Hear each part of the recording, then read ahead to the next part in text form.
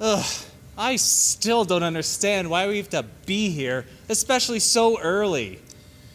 Matthias, how many times do we have to tell you? It's part of your job.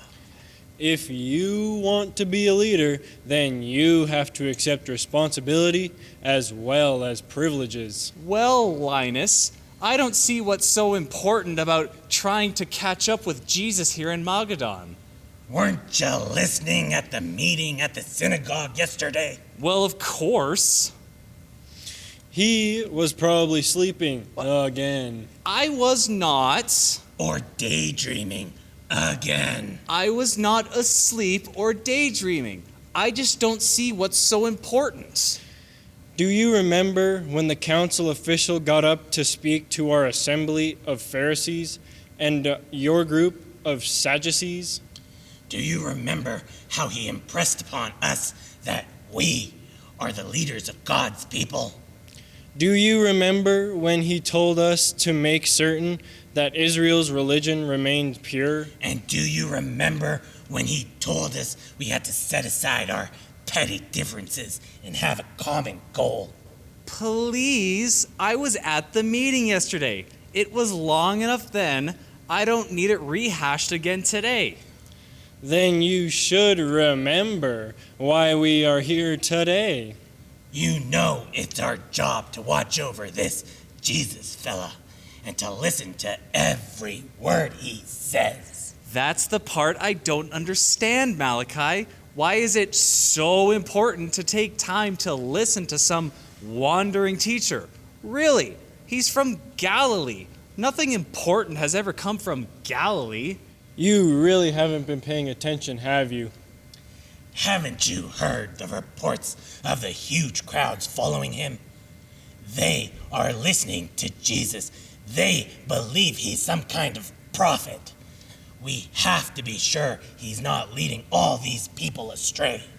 Why would people think he's a prophet? They can hear his Galilean accent.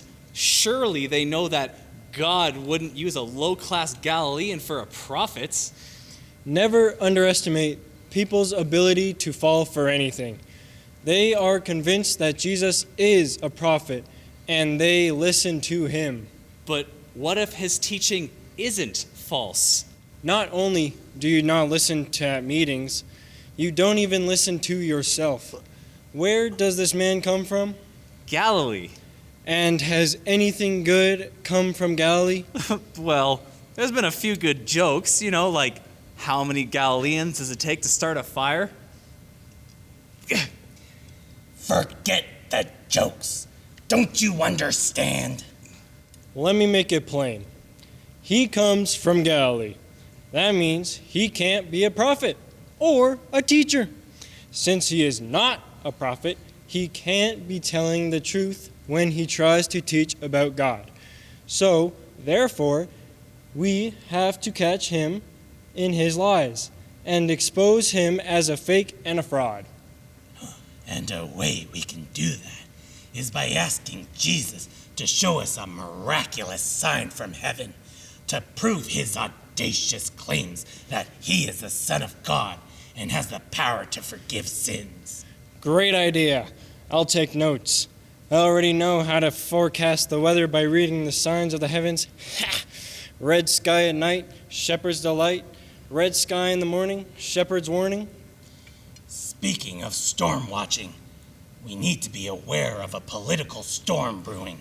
But guys, I've been wondering about all the reports of miracles Jesus has performed. We've heard he has been healing every disease and sickness and driving out demons. How do we explain away the mute speaking, the lame walking, and the blind seeing? And I just learned that when he was up on the hillside with a crowd of 4,000 men, he somehow fed everyone, including women and children, with just 7 small loaves and a few fish. Apparently, there were 7 large baskets of leftovers. You fellows don't even want to believe those miracles. So what difference would some sign from heaven make? Don't you see? Jesus doesn't follow the holy law and pokes fun of our rules and traditions. traditions. And he even hangs out with sinners. He doesn't speak kindly of you Sadducees either, Matthias. He's a huge threat to our fine Jewish institution and our control. Saying he is equal with God is blasphemy, and the penalty of that is death. Well, I'll let you test this street preacher, our prophet, and report back to the council whether Jesus is the real deal. Ugh. While you try to set up a trap, I think I'll go home and grab a nap to make up for your early wake-up time. Maybe I'll tell my wife about the one about how many Galileans it takes to make a bed. If I could even remember it. Well, Linus, looks like we're on our own on this reconnaissance mission. Let's see what we can find out.